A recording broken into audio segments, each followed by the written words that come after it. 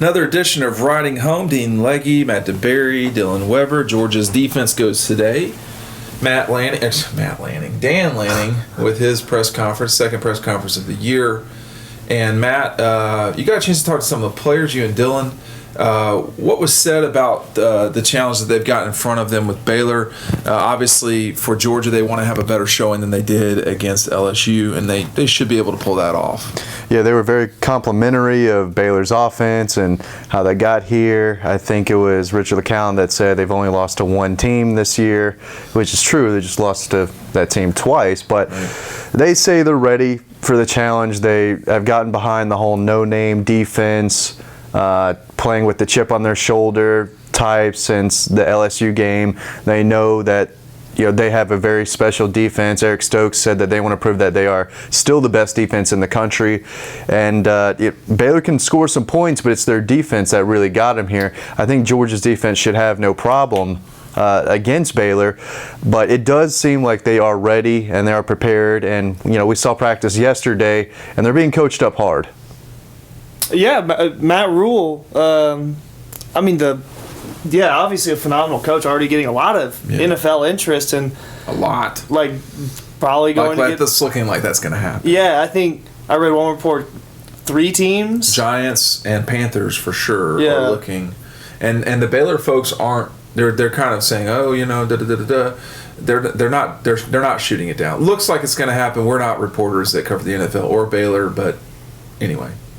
But yeah, so to say they're a well-coached team obviously is maybe even an understatement. Yeah. That's, I think, a big reason why they are here, because you look at the guys on their team, it's not really any big-name players that they have recruited over these years, but they are a solid team and one that doesn't really give up a whole lot of points unless I guess they're playing Oklahoma. Dean, what did Lanning say anything specific about Baylor's offense? Well, the biggest thing was just it was all based about Georgia. It was all Georgia-based questions. But for the folks wondering, the Georgia media has outnumbered the Baylor media by a lot here. So this has been a Georgia-centric thing. It's not like last year with Texas, which had a pretty decent-sized contingent following them as well. But it was really about Georgia's defense and what they've become and how the team is more important than the individual, which in this case I think is actually true. It's a little bit why it was surprising to me that JR is not playing in this game. I know he's hurt. He says he's hurt, but it just was a little surprising that he wouldn't play in the game. Monty Rice would be playing in this game if he were a top 10 pick. He made that very clear. I do want to go over just real quick. Baylor's offense today was in the press conferences. They scored 56 against Stephen F. Austin, 63 against Texas San Antonio. After that, they really struggled to score. So they scored 21 against Rice, 23 against Iowa State, 31 against Kansas State, 33 against Texas Tech, 45 against Oklahoma State, who gives up points on the reg. And then really struggled against West Virginia, Texas Christian, a game we watched, which was a bad football game. And then losing to Oklahoma, 31 there. Only scored 24 against Texas, 61, though, against Kansas. I don't know what happened to Kansas in that game. And then, of course, only scoring 23 against Oklahoma, a team that gave up 70 to LSU. Baylor's going to have a hard time scoring this game, not just because they're not great on offense, but because of who they're playing. Yeah, I think Georgia is missing just not as many guys on defense as they are on offense, but they'll be fine. Lewis Seen is expected to play a lot, or at least I think he's going to play a lot in the absence of J.R. Reed. But and he played a lot against LSU to begin with. So 6 tackles, and I think he started the game officially. So you'll see a lot of him, and the defense should be fine. It's one of those games, Matt, Dill, that people are being pretty negative about, which I understand, and that was really because of last year more than anything.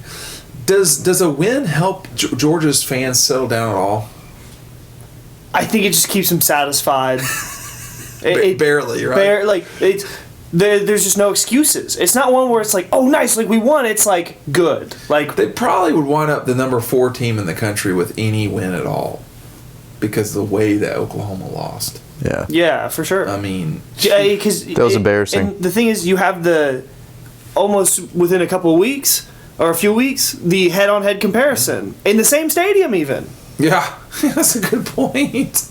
It was bad for Oklahoma and for the Big 12. I mean, you grew up in Big 12 country. There's this whole thing, right, with them and the SEC. Oh yeah, an inferiority complex. But I mean, they will say that yes, the SEC is the best, but they're not as good as everyone makes them seem to be. Like, there's times that's true, but not in a long time. Huh? Not in a long time. That the SEC is not as good as everybody makes it out to be. 2015 was not a great year in the SEC, as I recall, or 16, one of the two. I think it was 16. Yeah, but there've been some badass years in the league. I mean, 2012 was a great year in the league. Alabama won the national championship. Carolina, Georgia, and Florida all top 10 or 15 teams at the end of the year. Last year, Kentucky, Georgia. There have been 2 national Florida. Championships that were it was Alabama, LSU, and then Alabama, Georgia. Yeah, they're wrong in the Big 12 country, but their feelings are very sensitive about this matter. You can tell. Oh yeah, yeah. They love the Big 12. And does the SEC hate anyone besides like Ohio State and Michigan and Notre Dame? Maybe They hate Clemson. specifics. Yeah. I don't think the SEC really. Do you think Alabama really thinks about Clemson before they ever played them? Well, no, but I mean, now they do. Georgia hasn't played Michigan in forever, and if you ask a Georgia fan, hey, do you like Michigan? Or hey, I hate Michigan. Why? I don't know. I don't think. Well, there's the Michigan myth, but I mean, Michigan hasn't been relevant. They've had one. Like if you're Baylor, can you hate Georgia? I don't see why they. I mean, do you think Georgia's ever going to think about Baylor again after this game? Baylor people, the few that are out there, probably hate the SEC as a whole, not specifically Georgia. Where in the world are all the fans for this game? Haven't seen really any. I mean, I saw a couple of Georgia fans, but I don't even think it's. I mean, it's just not. You had LSU last year, and then the Sugar Bowl. So now they're just. It's a That's third. true. It's 3 New Orleans trips within a year. Yeah. Yeah. It's been a lot. They should be in town by now. They're coming in, I think. Tonight, we'll start seeing fans roll into town. Not where we're going. We have our exclusive media event where It's extremely exclusive. Red carpet. Absolutely. No. Black tie. Lots of models. That's what I'm expecting at least. My understanding is that Mark Weiser will even be. Really? Yeah.